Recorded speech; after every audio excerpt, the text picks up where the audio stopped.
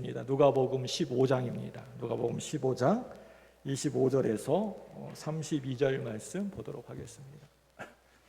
누가복음 15장 25절에서 32절, 제가 가지고 있는 성경은요 신약성경 122쪽 즈음에 있습니다. 누가복음 15장 25절에서 32절 말씀입니다. 자기였으면 제가 한 절씩 교독하도록 하겠습니다. 먼저 제가 25절 먼저 읽습니다. 맏아들은 밭에 있다가 돌아와 집에 가까이 왔을 때에 풍악과 춤추는 소리를 듣고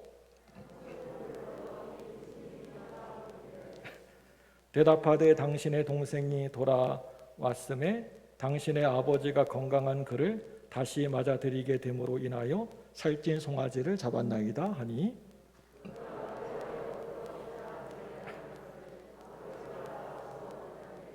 아버지께 대답하여 이르되 내가 여러 해 아버지를 섬겨 명을 어김이 없거늘 내게는 염소 새끼라도 주어 나와 내 벗으로 즐기게 하신 일이 없더니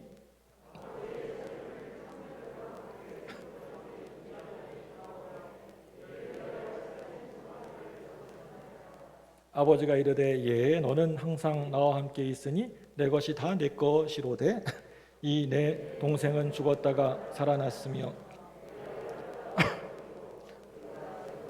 기뻐하는 것이 마땅하다 하니라. 아멘.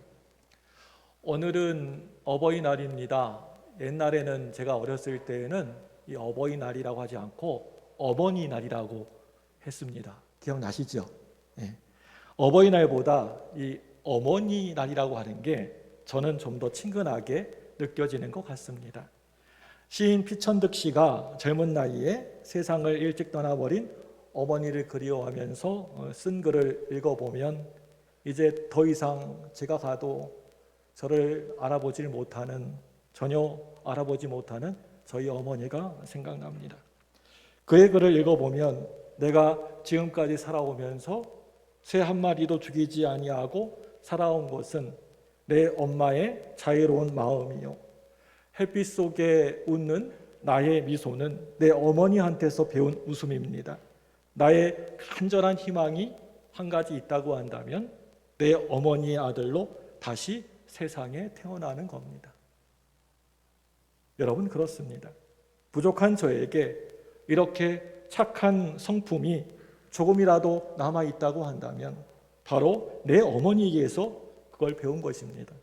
내 어머니의 사랑은 내게 자기의 생명을 주신 사랑인 것이고 내게 하나님이 가르쳐 주신 사랑입니다. 여러분 사실 이것 하나만으로도 우리 어머니 아버지는 평생 동안 공경을 받기에 너무나 마땅하신 분들이라고 생각합니다. 어머니는 살림꾼입니다. 가족들을 살리는 사람입니다. 어머니는 피를 철철 흘리면서 고통 가운데서 나를 낳으셨습니다. 그리고 눈물로 나를 양육하셨습니다. 그 사랑 곧 우리 주 예수 그리스도의 사랑이라 할 수가 있습니다. 내 어머니에게서 받은 가장 큰 사랑은 사실 내가 전혀 기억할 수 없을 때 받은 사랑입니다. 저는 아주 어릴 적에 숨을 헐떡헐떡거리다가 갑자기 숨이 뚝 하고 끊어졌다고 합니다. 그런데 저희 어머니가 그런 저를 안고 막 통곡을 하니까 숨이 다시 후 하면서 돌아왔다고 합니다. 저는 그때 그 일을 전혀 기억하지 못합니다. 이게 바로 우리 어버이로부터 받은 크신 사랑입니다.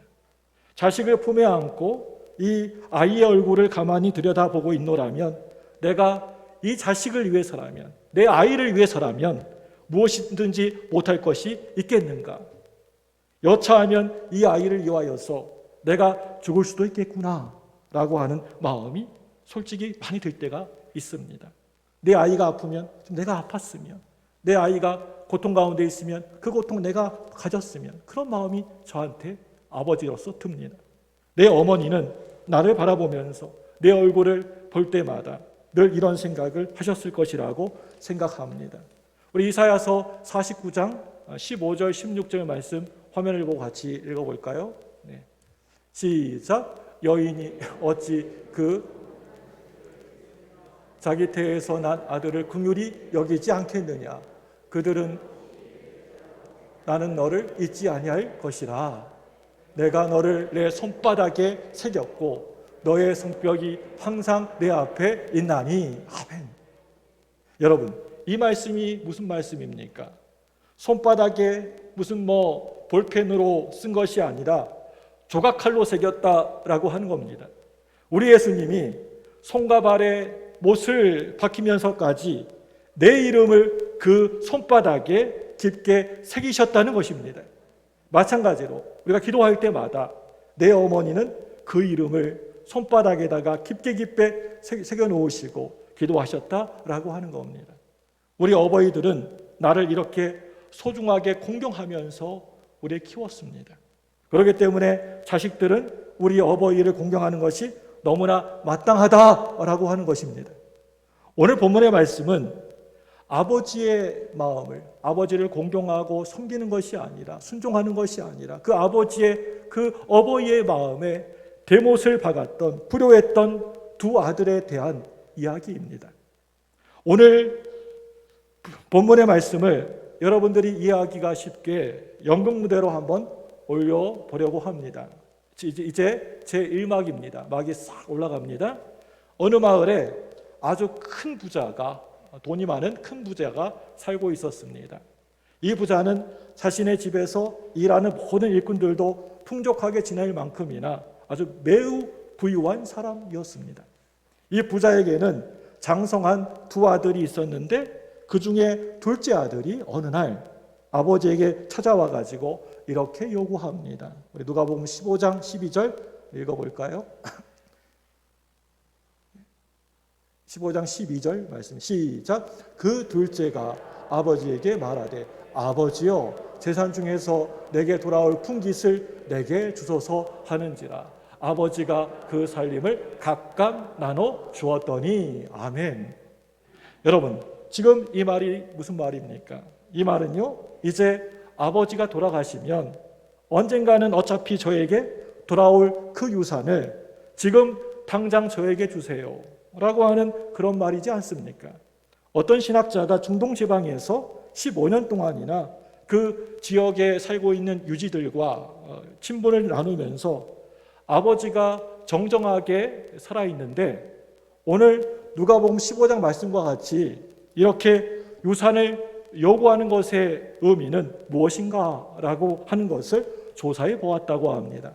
그런데 그 사람들의 공통적인 대답이 있었답니다. 그게 뭐냐면요, 요구 자체는 말도 안 되는 것이고 그것은 두들겨 맞을 일이라고 하는 것입니다. 왜냐하면 그것을 요구하는 이 말 안에는 아버지가 얼른 빠른 죽었으면 좋겠다라고 하는 뜻이 은연중에 이 말 안에 포함되어 있기 때문에 그렇다는 것입니다. 그런데 오늘 우리가 함께 읽었던 이 본문의 말씀, 누가복음 15장 말씀, 우리 15장 13절 말씀에서 작은 아들은 아버지에게 유산을 받자마자 어떻게 하고 있습니까? 아버지에게 받은 그 소유를 몽땅 다 챙겨가지고 며칠이 안 되어서 먼 나라로 이 아들이 떠나가 버리고 맙니다. 한 달도 아니고 며칠이 안 되어서 말입니다. 왜 이 아들은 많은 유산을 요구하고 이렇게 며칠도 안 되어서 그 집을 떠나고 말았을까요? 사업을 하기 위해서였을까요?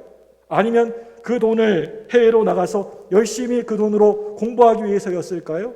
아니면 세계 여행을 이것저것 다니면서 좀 세상 견문을 넓히기 위해서 그렇게 떠났을까요?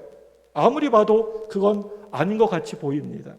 이 아들은 평온하고 안락한 삶이 지금 내가 뭐 하고 있는 것이냐라고 하면서 참으로 무료하게 느껴졌습니다. 또 다른 것이 없을까? 좀 신나고 재미난 일이 없을까? 이렇게 따분하게 사는 것이 얼마나 인생을 낭비하는 것인가? 이렇듯이 현실 생활에 만족하지 못한 이 아들은 아버지와의 한 집에서 사는 것조차 너무나 숨막히게 갑갑하게 생각을 했습니다. 그리고 매일매일 속으로 이렇게 중얼중얼거렸습니다. 아, 정말 아버지 곁을 벗어나서 내 마음대로 내 멋대로 살아가고 싶다. 좀 떠나고 싶다.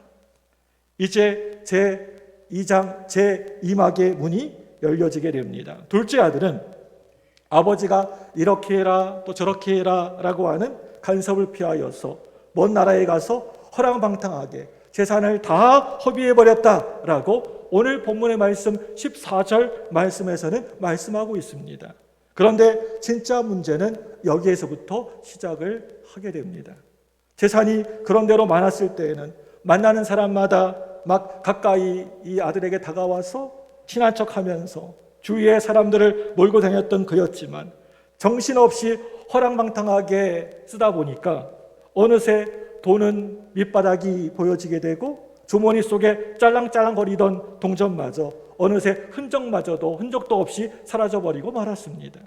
그리고 거기에다가 설상가상으로 자기의 욕구 충족을 위하여서 아버지를 피하여서 아주 먼 나라까지 왔는데 그곳에 아주 큰 기근이 흉년이 찾아오게 되었습니다.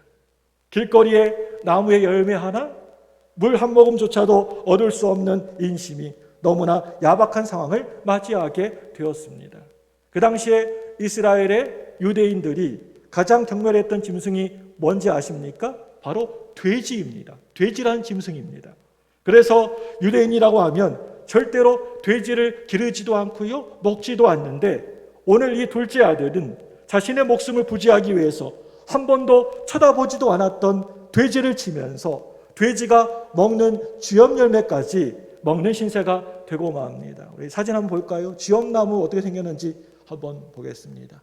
이스라엘에 가면 저 쥐엄나무가 많습니다. 그 다음 쥐엄 열매가 어떻게 생겼는지.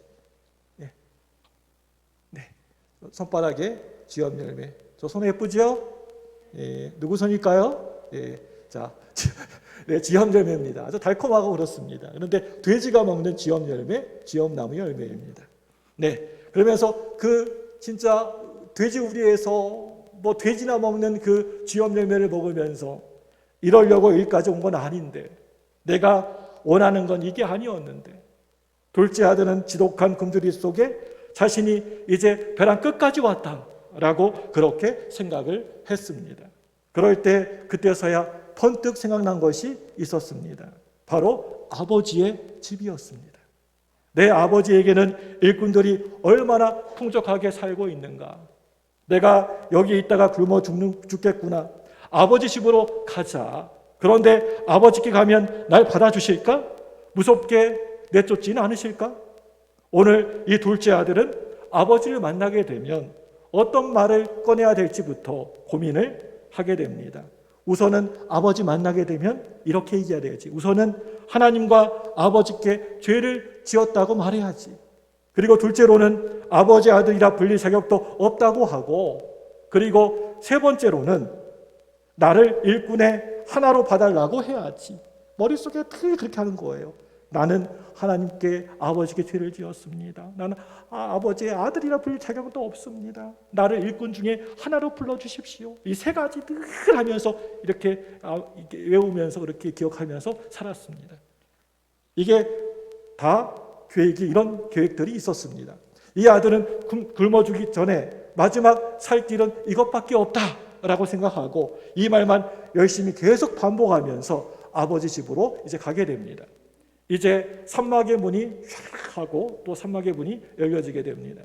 한편 고향에서는 하루도 빠짐없이 작은 아들이 언제 돌아오나 하면서 돌아오기를 기다리면서 동고 밖에 서 있는 사람이 있습니다. 누구입니까? 바로 아버지입니다. 여러분, 혹시 한자 어버이 친자 여러분 아십니까? 어떻게 쓰는지? 어버이 친자?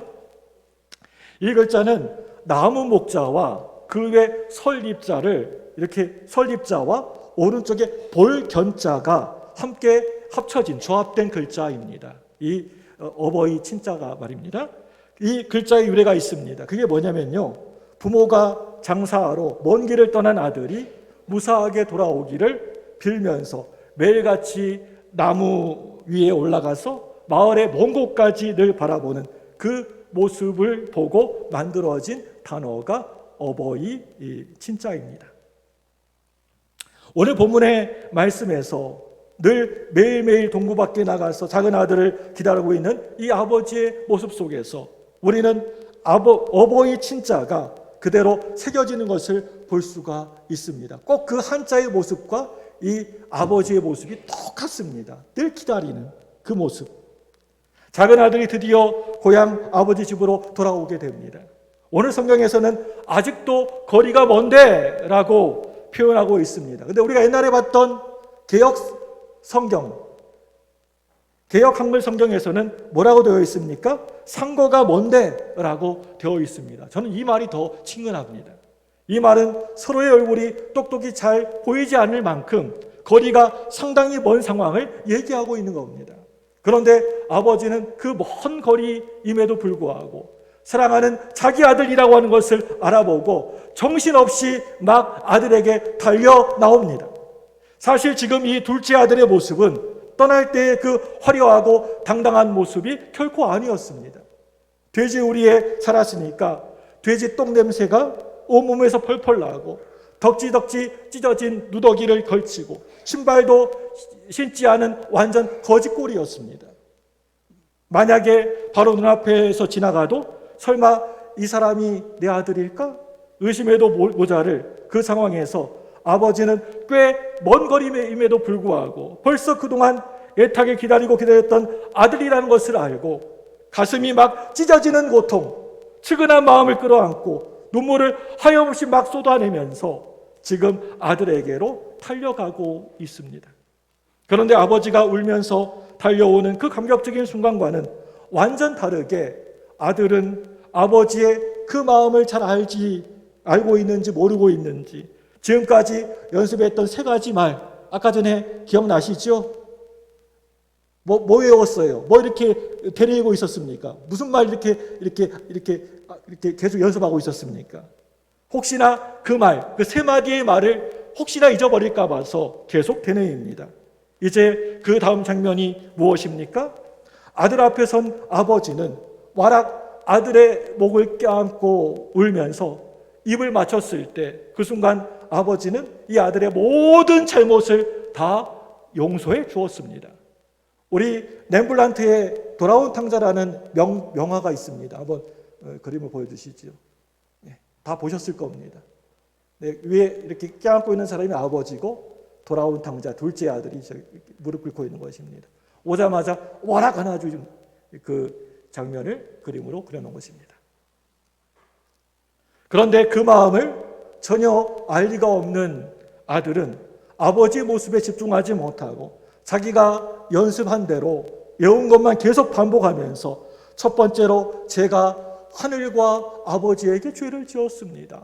그리고 두 번째로는 저는 도저히 아버지라 아들이라 불릴 자격도 없는 사람입니다. 그리고 세 번째 말까지 이제 하려고 하는데 아버지는 아들이 하는 말을 더 이상 들으려고 하지 않으십니다. 왜냐하면 이미 다 용서했기 때문에 그 말들은 모두 다 의미 없는 말이기 때문에 그런 것입니다. 아버지는 아들의 입에서 자신을 일꾼 중에 하나로 보라고 하는 절망적인 말이 나오기 전에 아들의 권리를 인정하는 모든 조건을 바로 그 즉시 시행하고 있습니다. 우리 누가복음 15장 22절 말씀입니다. 한번 볼까요? 22절 시작. 아버지는 종들에게 이르되 제일 좋은 옷을 내어다가 입히고 손에 가락지를 끼우고 발에 신을 신기라. 예, 아멘. 아들이라고 하는 것을 인정하는 모든 행위에 마지막으로 발에 신을 신기우면서 너는 절대로 종이 아니다. 너는 내 아들이야. 내 귀한 아들이야.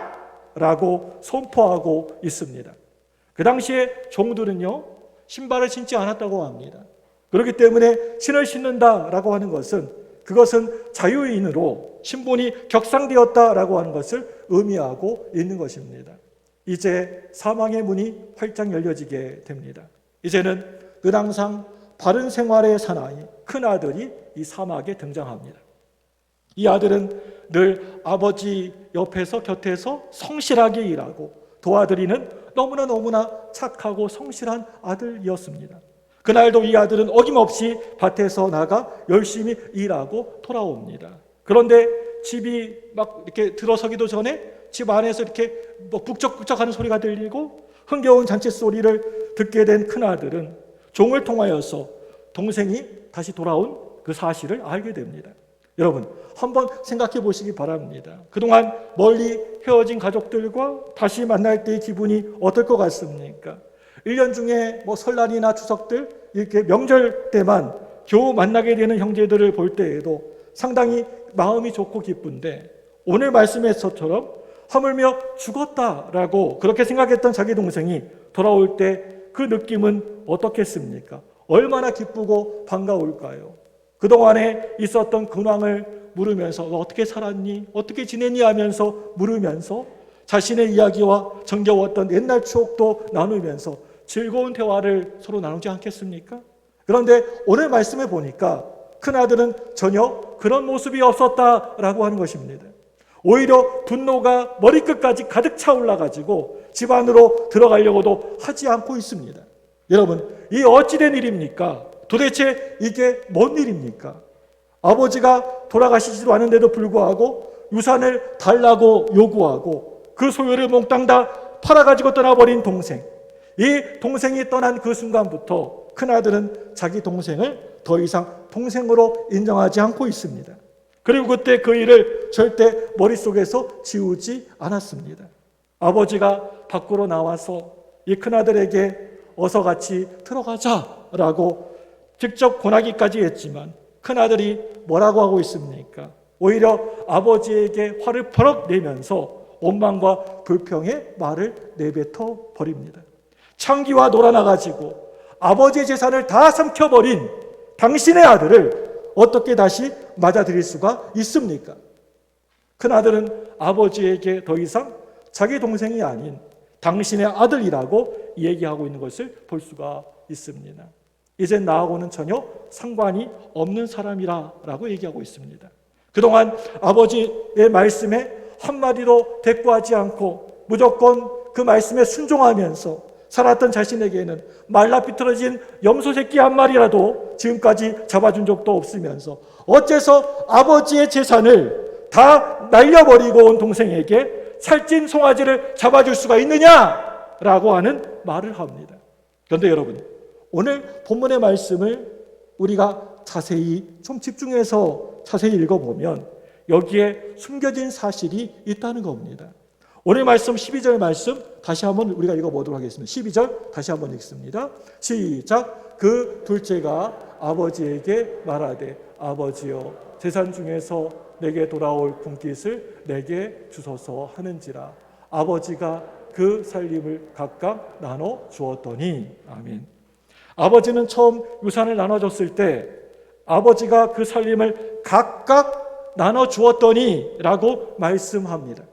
작은 아들에게만 그 재산을 분깃을 나눠준 것이 아니라 큰 아들에게도 자기의 몫을 주었다라고 하고 있습니다. 분명히 이 작은 아들, 큰 아들에게 다 나눠줬습니다.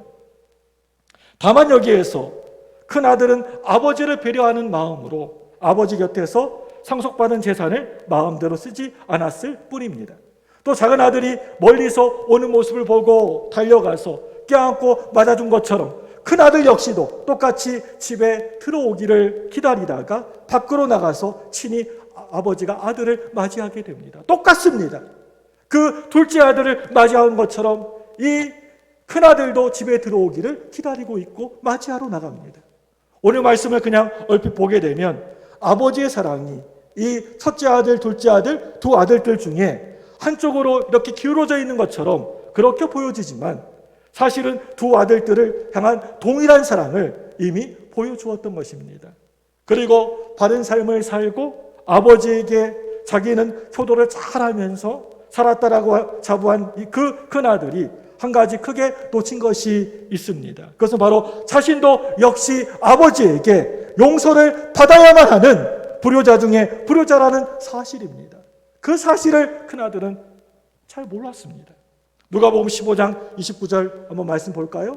우리 29절 보겠습니다. 시작. 아버지께 대답하여 이르되 내가 명을 어김이 없거늘 내게는 염소 새끼라도 주어 나와 내 벗으로 즐겁게 하신 일이 없더니. 여기에서 내가 아버지의 명을 어긴 적이 없거늘 이라고 주장을 하면서 자신의 태도를 자꾸만 합리화시킨 큰아들이 자기 아버지의 명을 어긴 적이 진짜 없었을까요? 여러분, 아닙니다. 절대 아닙니다. 첫째 아들은 아버지가 원했던 몇 가지 소중한 명령을 어겼습니다. 둘째 아들을 매일같이 기다리고 아들과의 거리가 상당히 먼데도 불구하고 아들의 모습을 알아보고 달려가서 와락 껴안았었던 아버지의 이런 모습을 통하여서 우리가 분명히 알 수 있는 것은 아버지는 분명 집을 떠난 작은 아들을 너무나 보고 싶어 했다라고 하는 것을 알 수가 있습니다. 그리고 아버지는 매일같이 큰아들에게 말합니다. 뭐라고 말합니까? 작은 아들이 정말 너무나 보고 싶구나? 네 동생이 어디 있는지 수소문해서 알아올 수 없겠느냐? 혹시라도 내가 죽은 다음에 네 동생이 돌아오면 네가 참 잘해줘라. 아버지는 큰아들에게 이러한 명을 했습니다. 그런데 그럼에도 불구하고 큰아들은 동생의 소식을 전해주지 않았습니다. 이미 창기와 놀아나서 아버지의 재산을 모두 탕진한 사실을 이미 이 큰형이 다 알고 있었음에도 불구하고 아버지에게 한마디도 말도 하지 않았습니다. 형이 동생의 형편을 잘 알고 있었다라고 하는 것을 오늘 말씀 30절 말씀을 보면 이미 알고 있었다는 것을 알 수가 있습니다. 우리 누가복음 15장 30절 한번 읽어볼까요? 시작. 아버지의 살림을 장녀들과 함께 삼켜버린 이 아들이 돌아오매 이를 위하여 살찐 송아지를 잡으셨나이다. 창녀들과 함께 삼켜버린 이라고 하는 말을 통하여서 이 동생의 삶을 이미 이 큰형은, 이 첫째 아들은 다 알고 있었다라고 하는 것을 알 수 있습니다. 그리고 동생이 다시 아버지 집으로 돌아왔을 때 동생을 동생이라 부르지 않고 아버지에게 떼뜸한다는 말이 무슨 말이었습니까? 당신의 아들이라고 하는 표현으로 아버지 마음을 참 찢어지게 하고 아프게 하고 있습니다. 큰아들의 이 모든 행동이 아버지에게 크나큰 불효를 저지른 것이 되고 말았습니다. 우리 잠언 23장 25절 말씀입니다. 한번 볼까요? 네, 시작. 내 부모를 즐겁게 하며 너를 낳은 아이를 기쁘게 하라. 아멘. 그런 면에서 첫째 아들은 아버지 마음을 헤아리지 못하고 진정한 아버지의 기쁨을 드리지 못한 불효자였다는 것입니다. 이걸 볼 때 집 나간 둘째 아들도 정말 너무나 크나큰 큰 아주 몹쓸 불효자였지만은 큰 아들도 만만치 않은 불효자였다는 것입니다. 매일매일 TV 뉴스를 보면 그깟 돈 몇 푼 때문에, 재물 물질 때문에 자기 부모를 버리거나 죽이는 것이 요즘 비일비재합니다. 얼마 전에는 세 딸이 엄마에게 돈을 달라고 했는데 주지 않는다고 몽둥이로 두드려 패가지고 그 어머니가 죽는 일도 있었습니다. 왜 이런 일이 자꾸만 요즘 세상에서 벌어지고 있는 것입니까? 그것은 부모의 사랑을 어느 순간에 까마득히 잊어버리고 말아서 그런 것입니다. 여러분, 우리 부모님들은 어떤 분들이었습니까? 우리의 부모님들은 평생 동안 우리를 위해서 뼈 빠지게 일만 하시다가 먹을 것 먹지도 못하시고 입을 것 입지도 못하시고 모든 것을 다 아낌없이 우리들에게 퍼주시고 자신을 위하여서 먹을 것도 늘 드시지 아니하시고 그렇게 희생하면서 살아오신 분들입니다. 우리 부모님은 평생 동안 여러분들을 위하여서 헌신과 봉사를 아낌없이 하신 분들입니다. 그런데 어느 날 그런 부모님이 나에게 조금 소원하게 이렇게 대하고 소원한 말을 좀 하게 되면 이럴 거면 왜 나를 낳으셨어요? 라고 하면서 부모의 마음에 정말 해서는 안 될 가슴에 못 박는 소리를 해야 됩니다. 왜 이런 얘기를 자꾸만 하게 되는 것입니까? 그것은 어느 순간에 부모의 사랑을 금방 잊어버렸기 때문입니다. 이 큰아들은 지금까지 아버지의 사랑으로 자신이 이렇게 별탈 없이 잘 살아왔다, 여태까지 지내왔다 라고 하는 것을 잊어버리고 만 것입니다. 이 큰아들은 어떻게 보면 예수님 당시에 서기관들과 바리새인들이라고 할 수가 있습니다. 사실 그 당시에 서기관과 바리새인들은 하나님의 사랑을 충분히 받았던 사람들이라 할 수가 있습니다. 그런데 이 사람들이 하나님의 사랑을 어느 순간에 다 잊어버리고 자신의 생각만을 권리만을 주장했습니다. 마치 자기가 처음부터 태어났을 때부터 바리새인이라고 되었고 서기관이 된 것처럼 그렇게 살아갑니다. 그런데 하나님의 사랑이 있었기 때문에 이스라엘 백성들이 구원을 받게 된 것이고 하나님의 귀한 백성이 되었던 것입니다. 여러분에게 이 시간 묻습니다. 여러분들이 교회 이렇게 나오게 되고 또 예배드리고 예수 믿게 된 것이 여러분이 가지고 있는 어떤 의지와 결단으로 나오게 된 것입니까? 내가 오늘부터 예수 믿기로 결단했어. 내가 오늘부터 교회 잘 다니기로 결심했어. 그래서 여러분이 교회에 나와서 이렇게 믿음 생활을 하고 있는 것입니까? 절대 아닙니다. 누군가 먼저 나보다 믿은 사람이 나를 예수님께로 교회로 이끌어줘 가지고 이렇게 우리가 믿게 된 것입니다. 어제 우리 유초등부 교사들이 점심쯤에 나와가지고 전도한다고 그럽니다. 코로나 때문에 하지 못했던 그럼에도 불구하고 나와서 교사들이 전체 다 교사들이 나와서 이렇게 전도하는 모습 보고 제가 감동을 받았습니다. 마찬가지로 이렇게 우리가 전도를 통해서 많은 사람들 주 앞에 돌아오게 되는 것입니다. 여러분, 이게 바로 은혜라고 하는 것입니다. 그렇기 때문에 우리는 하나님의 은혜로 이렇게 다들 예수 믿게 된 것입니다. 여러분, 이 얼마나 감사한 일입니까? 그런데 오늘 말씀을 보게 되면 우리가 꼭 기억해야 될 것이 한 가지 있다는 것입니다. 그것은 우리가 교회에서 같이 신앙생활을 하고 예수 믿는 다른 성도들을 혹시나 마음 아프게 하거나 실족시키거나 소외시킨 사람은 하나님으로부터 반드시 예수님이 다시 이 땅에 오시는 그날에 무서운 심판을 받게 된다는 사실입니다.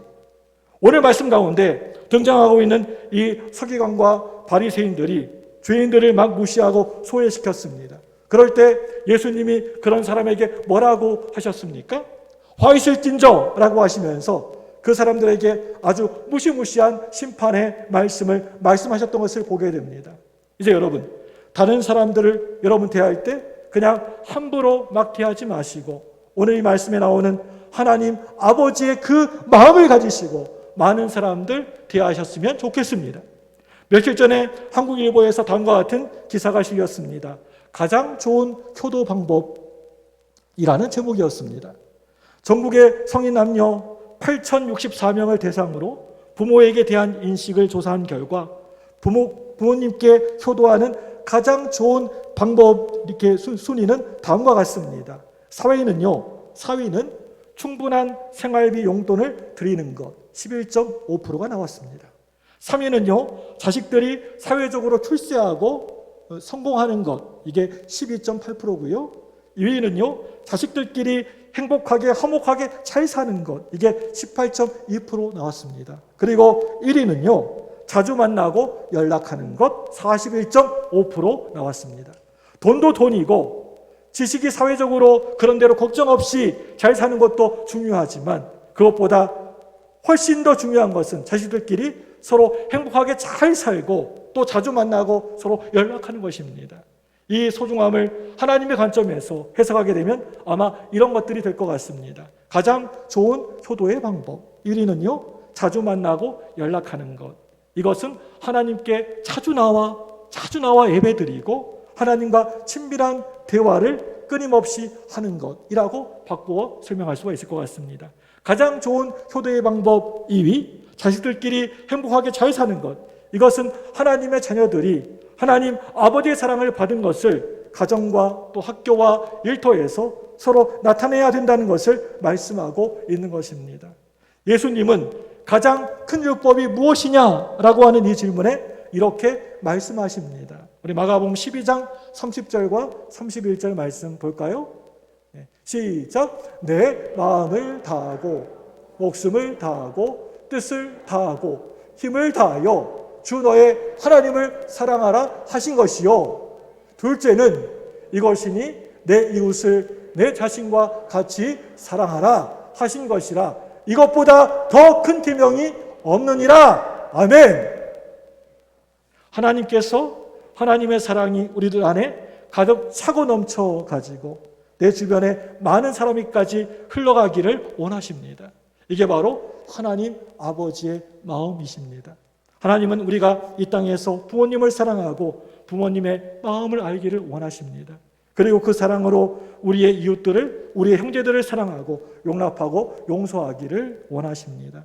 하나님의 이러한 기대를 통하여서 우리의 참 어버이가 되신 하나님 아버지의 마음을 지금 이 시간 우리들에게 보여주십니다. 이 시간에 기도하기 원합니다. 여러분, 그렇습니다. 하나님 아버지의 마음은 우리의 이웃들을 또 우리의 형제들을 사랑하고 용납하고 용서하기를 원하십니다. 이 시간 두 손을 여러분 번쩍 드시고 저를 한번 크게